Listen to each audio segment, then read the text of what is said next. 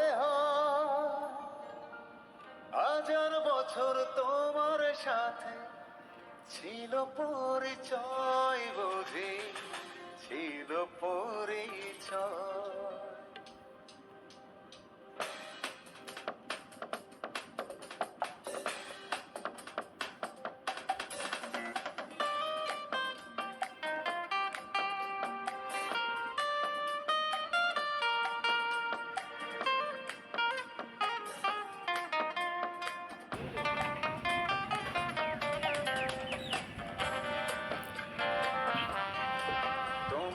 নমস্কার বন্ধু, আমরা বর্তমানে আমবাসা রেল স্টেশনে আছি।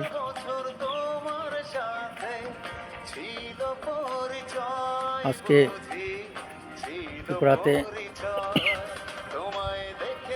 গত 4 তারিখ থেকে 12 তারিখ অবধি আমরা মেডিকেল ক্যাম্প করলাম এবং আন্ডারগ্রাউন্ড ধ্যান মন্দিরে অনেক কাজকর্ম করেছি এবং গতকালকে মার 90 বছর উপলক্ষে বার্থডে পার্টি হয়েছে। বর্তমানে আমরা আমবাসা স্টেশন থেকে যাই উদ্দেশ্যে যাত্রা শুরু করছি। আপনারা ভালো থাকুন, সুস্থ থাকুন, সমস্ত আত্মীয় স্বজন ভালো থাকেন এবং আসামে আসার জন্য আমন্ত্রণ জানালাম। নমস্কার, ধন্যবাদ। এই হচ্ছে আমবাসা স্টেশন। ট্রেন 9টা সাড়ে 9টায় আসবে। আমবাসা স্টেশন আমরা এখানে দাঁড়িয়ে আছি। আমার এক মেসোতো ভাই মাসি এখানে আমার সাথে দেখা করার জন্য আসবেন। আমবাসা স্টেশনে রয়েছে SMU ক্যাটারিং সার্ভিস সেন্টার। একটা সময় ত্রিপুরাতে আসতে হলে বহু কষ্ট হতো।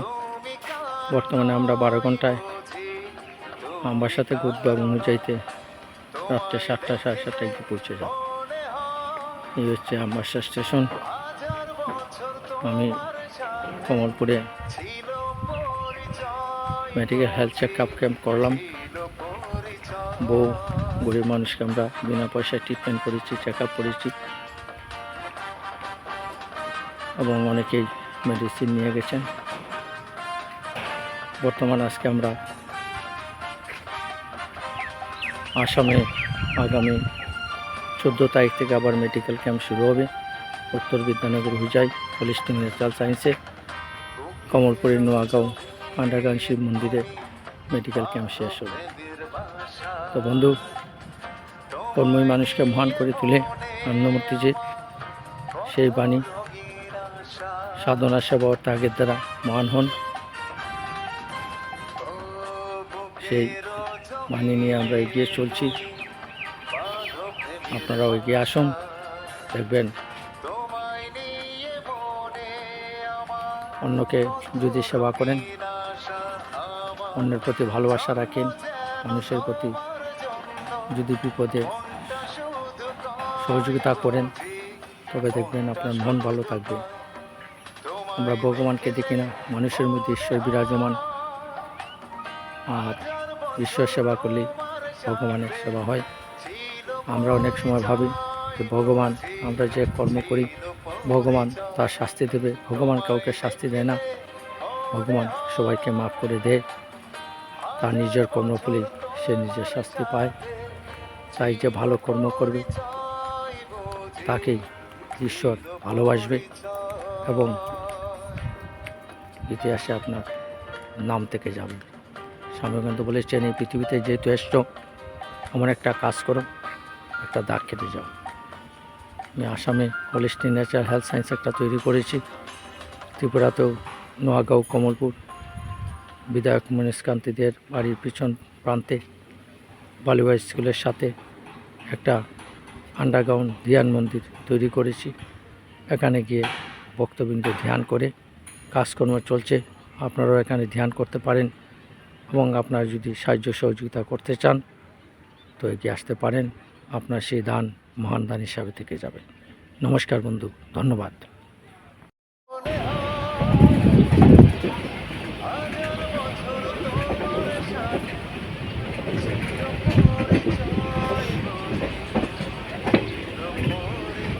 ত্রিপুরা থেকে ট্রেনে করে আজকে সকাল 9টায় আমবাসা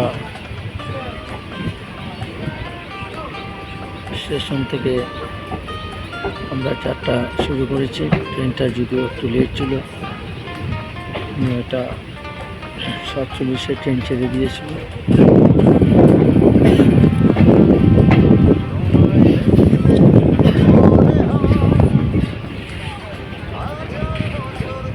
বিকাল 5টা বাজে। প্রকৃতির সুন্দর নৈসর্গিক এক রূপ। ট্রেন ধীরে ধীরে চলছে।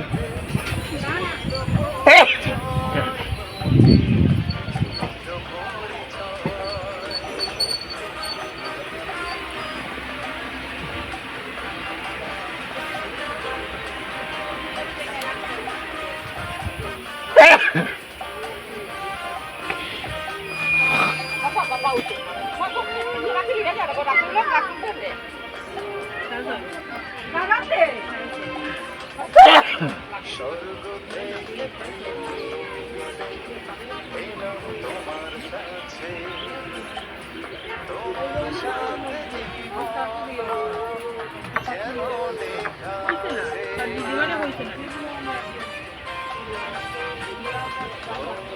স্বর্গ থেকে পৃথিবীতে এলাম তোমার কাছে, তোমার সাথে জীবন মরণ যেন লেখায় আছে শুধু। আমি ছাড়া পৃথিবীতে তুমি কারো নয়,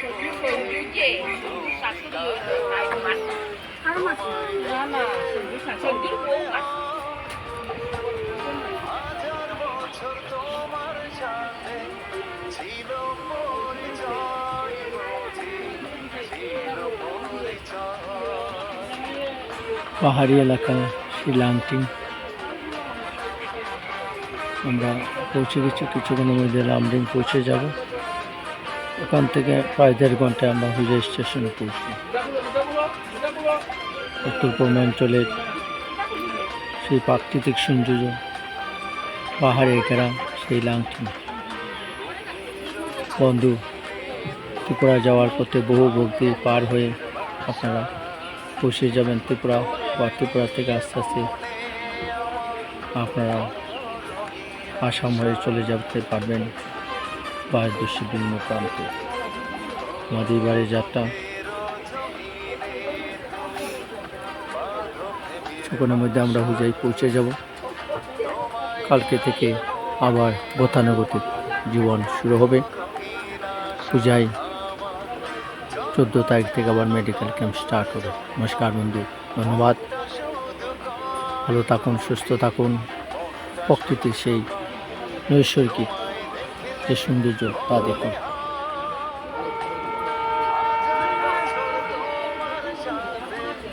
ছিল পরিচয়, বুঝি